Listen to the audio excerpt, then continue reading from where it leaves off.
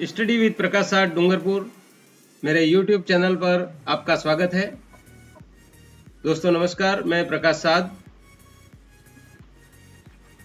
राजकीय विद्यालय में वरिष्ठ अध्यापक के पद पर कार्यरत हूं और आप लोगों को इस तरह के वीडियो जो है उपलब्ध करा रहा हूं ताकि आप लोग इस लॉकडाउन में, इस कोरोना संकट में घर में रहते हुए अपनी पढ़ाई जारी रख सकते हैं। अपने पास समय बहुत कम है। लॉकडाउन खुलने के बाद परीक्षा होने की पूरी संभावना है, इसलिए आप लोग मेरे साथ इन वीडियो को लगातार पढ़ते रहें और तैयारी करते रहें। आज का अध्याय है 11वां, विनिर्माण उद्योग। 3 अंक के प्रश्न, इसमें छोटे प्रश्न पूछे जाएंगे और छोटे प्रश्न बहुत जल्दी याद रहते हैं और उससे थोड़े थोड़े करके हम बहुत ज़्यादा अंक प्राप्त कर सकते हैं। बूंद बूंद से घड़ा भरता है, इस प्रकार हम अंक प्राप्त कर सकते हैं। शुरू करते हैं आज का topic. Steel authority of India की स्थापना कब की गई? किसकी स्थापना? Steel authority of India. इसकी स्थापना 1973 में की गई थी। नेक्स्ट है, स्पंज आयरन का सबसे बड़ा उत्पादक देश कौन सा है? स्पंज आयरन सबसे ज्यादा कौन से देश में उत्पादन होता है? तो भारत में होता है, ये ध्यान रखना है। नेक्स्ट है, भारत का सबसे प्राचीन उद्योग कौन सा है? भारत का सबसे प्राचीन, सबसे पुराना उद्योग सूती वस्त्र उद्योग है। नेक्स्ट है, द्वितीय पंचवर्षीय योजना में किस किस लौह इस्पात की स्थापना की गई? किस लौह इस्पात की स्थापना की गई? कौन सी? द्वितीय पंचवर्षीय योजना में, ध्यान रखना है, द्वितीय पंचवर्षीय योजना में किस लौह इस्पात उद्योग की स्थापना की गई? तो वो है दुर्गापुर, पश्चिम बंगाल, ब्रिटिश में। दुर्गापुर में, जो कि पश्चिम बंगाल में है और ब्रिटिश सहयोग से, अंग्रेजों के सहयोग से इसकी स्थापना की गई थी, लौह इस्पात उद्योग।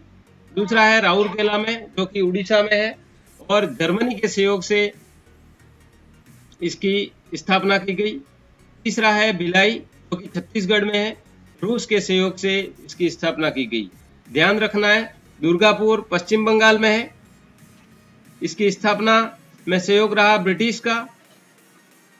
राउरकेला उड़ीसा में है और इसकी स्थापना जर्मनी के सहयोग से हुई।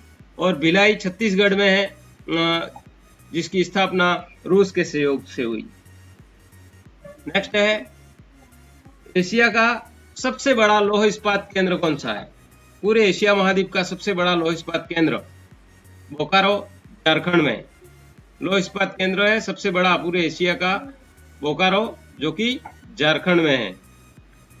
नेक्स्ट है, भारत के आधुनिक सूती वस्त्र उद्योग की स्थापना कब और कहां हुई?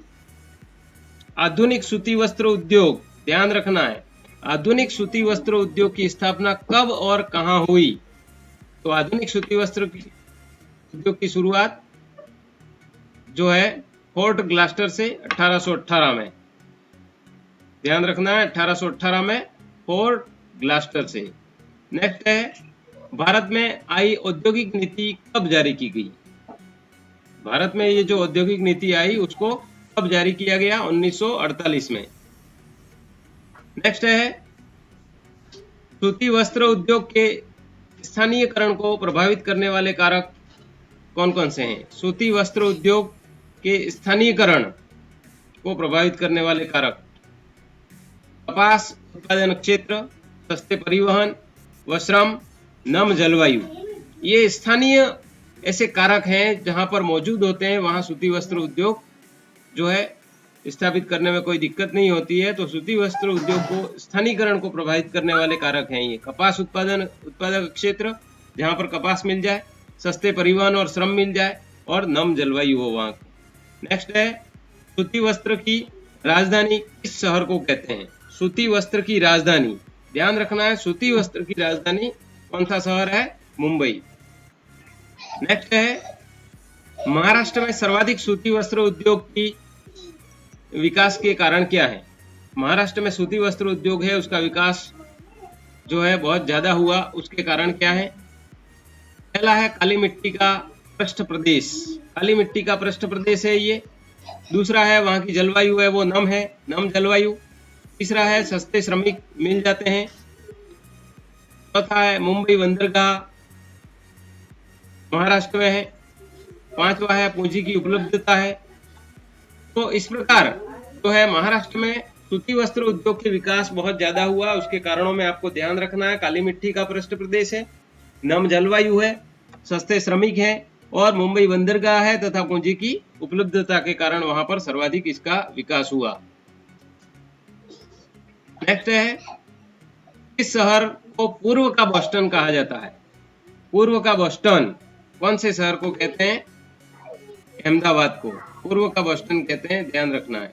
नेक्स्ट है, दक्षिण भारत का सबसे बड़ा सूती वस्त्र उत्पादक राज्य कौन सा है? दक्षिण भारत में सबसे ज्यादा सूती वस्त्र को उत्पादन करने वाला राज्य तमिलनाडु है, दक्षिण भारत में। नेक्स्ट है, दक्षिण भारत का मैनचेस्टर किस शहर को कहते हैं? दक्षिण भारत का मैनचेस्टर कौन सा शहर है? वो है कोयम्बटूर। दक्षिण भारत का मैनचेस्टर कोयम्बटूर को कहते हैं। नेक्स्ट है, सूती वस्त्र का उद्योग की 4 समस्याएं लिखिए। इस उद्योग में कौन सी ऐसी 4 समस्याएं हैं? निम्न श्रेणी का कच्चा माल, ये समस्या है। दूसरी है, पुरानी मशीनें व कारखाने पुराने हैं। तीसरी है, कृत्रिम रेशे से निर्मित उत्पादन से प्रतिस्पर्धा हो गई है, क्योंकि कृत्रिम रेशे से निर्मित उत्पादन जो है वो सस्ता पड़ता है, इसलिए सूती वस्त्र उद्योग के सामने ये भी समस्या है। चौथा है, शक्ति संसाधनों का अभाव।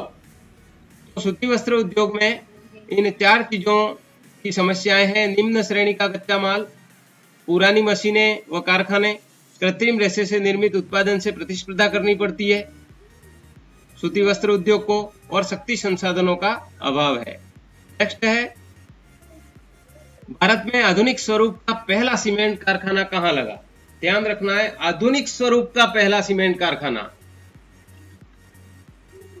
भारत में चेन्नई तमिलनाडु में। आधुनिक स्वरूप का पहला कारखाना लगा चेन्नई तमिलनाडु में। नेक्स्ट है, राजस्थान में प्रथम सीमेंट कारखाने की स्थापना कहाँ हुई? प्रथम सीमेंट कारखाना राजस्थान में लाखेरी बूंदी। नेक्स्ट है, राजस्थान के किस शहर को सीमेंट नगरी कहा जाता है? ऐसा कौन सा शहर है राजस्थान में जिसको सीमेंट नगरी कहा जाता है? वो है चित्तौड़गढ़। ध्यान रखना है, पहला कारखाना भले लाखेरी बूंदी में स्थापित हुआ, लेकिन सीमेंट नगरी है वो चित्तौड़गढ़ है।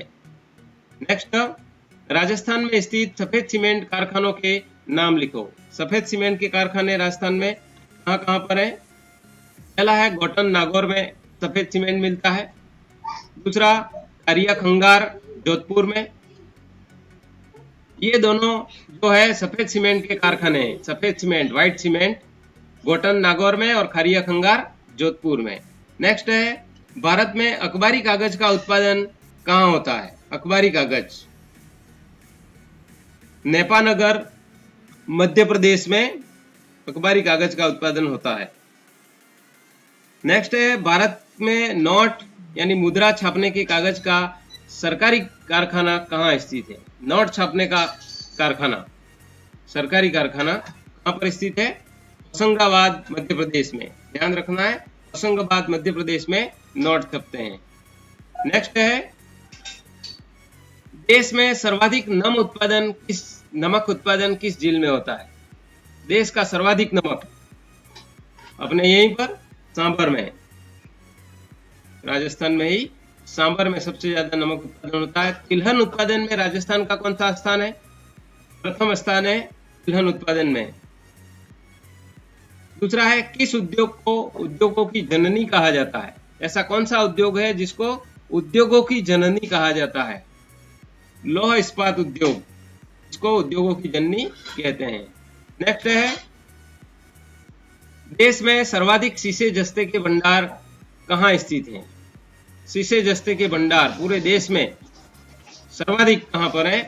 तो अरावली पर्वत श्रेणी में सर्वाधिक शीशे जस्ते के भंडार हैं। नेक्स्ट है, देश की सबसे बड़ी खारे पानी की झील कौन सी है? देश की सबसे बड़ी खारे पानी की झील सांभर।